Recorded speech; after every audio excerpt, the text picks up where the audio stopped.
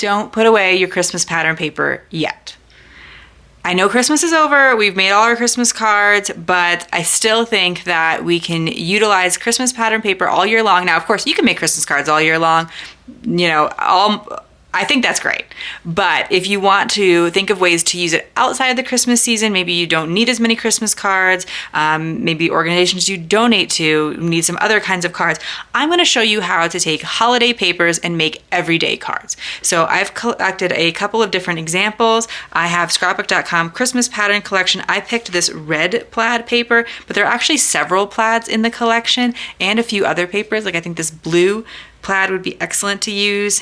And something I am thinking about when I pick these is not only is it something that is from a Christmas collection but isn't very Christmassy, is it something that maybe it's not my favorite pattern paper, or maybe it wouldn't be something I would choose first for a Christmas card.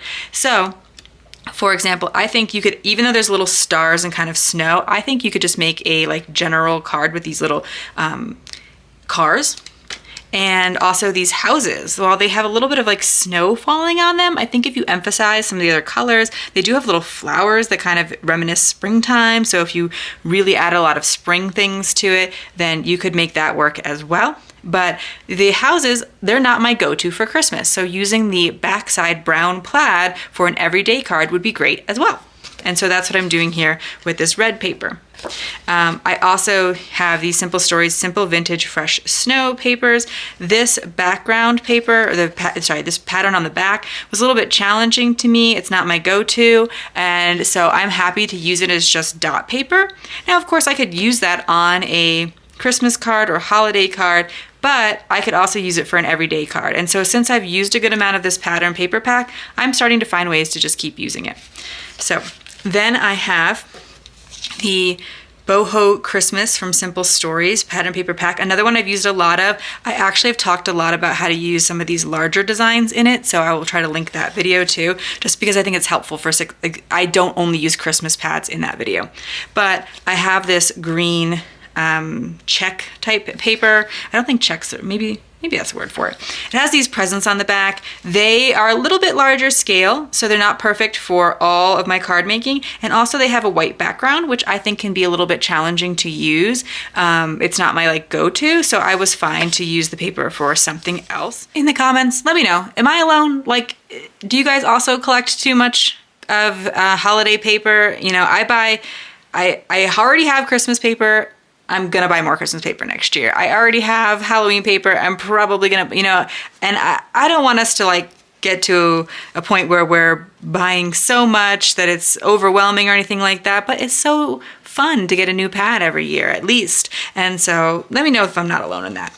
Because I do want to share some more ideas with it. So is this a helpful idea for you? Because I have 2 more ideas, I think, for using some holiday paper, but not at the holiday that it's meant for. Okay, so 6x8 paper busting template number 28 is what I'm going to use today. It's a very, very simple sketch, and so I thought that was perfect for like kind of busting through a bunch of paper if you do have that, where you're like, okay, I want to get a little bit more of this Christmas paper used up. So all you have to do is cut them into 2" by 4" rectangles. So this is available in a pack in the Etsy shop. You can get a 10-pack or a 30-pack, depending on which ones you already have. And then if you don't want to get the templates, no problem. Very, very easy measurements. And I've already said them, but I'll also continue to be really clear. So we are going to cut, when using tools like paper trimmers, please follow all manufacturer's safety instructions. We're going to cut our 6x8 piece of patterned paper into in half to 6x4 inches. So 6x4 This is probably a good scrap template too. You might have some 2x4, or you might have some papers you could cut to 2x4. Okay, so now that I have it 4x6, now I'm going to cut 2 inches off of each of these. So cutting it at 4 and then at 2. So that I have all these 2x4s, and I'll just keep doing that for all of these different pattern papers. I might even pick a few more to go with it, just because I'm thinking it might be nice to mix up some of these pattern papers, but then I am going to need to make some cardstock mats for them as well. I'm going to choose craft paper for my cardstock mats because I think it will go with most of them, and then if there's some papers that I really need to change it up for, then I will cut some additional mats, but I'll show you what I'm going to cut for these ones. So this paper is 8.5 by 11. I'm gonna need mats that are 2¼ by 4¼ so I think the first thing to do is cut the 8.5 inch side to 4¼ because then this should be able to create a good amount of cardstock mats without a lot of waste. And so now I just need to measure 2¼ and then I'm gonna keep subtracting 2¼ until I cut as many mats as I can out of this particular piece of cardstock. Sorry, I'm like trying to do math quickly in my head while talking. Sometimes I lose it there. Okay, and then bring that to the 2 inch. And I do think I'm gonna be left with a pretty big scrap here, this 2 by 4 inch scrap when I've cut and I've got 4 of the cardstock mats that I need. I am not feeling discouraged by a large scrap because that just means it'll probably be useful on a future card, but also I can just combine the two because I'll have one from each, like one from the end of each, so I could combine them in order to get some fake foam tape. If you're only going to be working with one side of each of the papers because maybe their side is a little bit more, themed towards the holiday, I definitely would suggest trying to pick a couple of different papers just so you can mix and match patterns, but I do think it absolutely works even if you only have one side of each pattern. Like the card's still gonna look great, but if you could mix it up and add a second pattern to it. Now here again, I wouldn't do the green with the red because then it might look a little Christmassy, but it depends on everything else you add as well. But I think that there's a lot of opportunities for fun mixing and matching. And then in terms of finishing off these cards, I noticed there was a lot of plaid, and I think that's a popular choice for Christmas, so it kind of doesn't surprise me.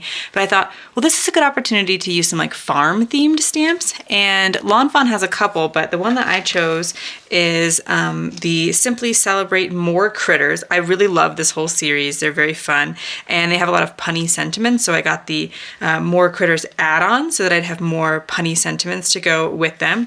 And so I colored them with some Copic markers. I will try to list the Copic markers that I used in the video description.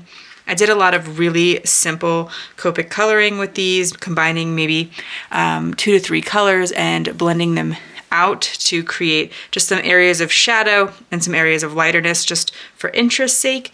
But then I chose some sentiments as well, and so my full sentiment for the card, as you can see, says, "We're here to say, hey there, you're a pig deal, I kid you not, you are awesome." And so this is not like, you could totally use this for a birthday card, but I think it's just a great everyday card, super fun to give to pretty much anyone.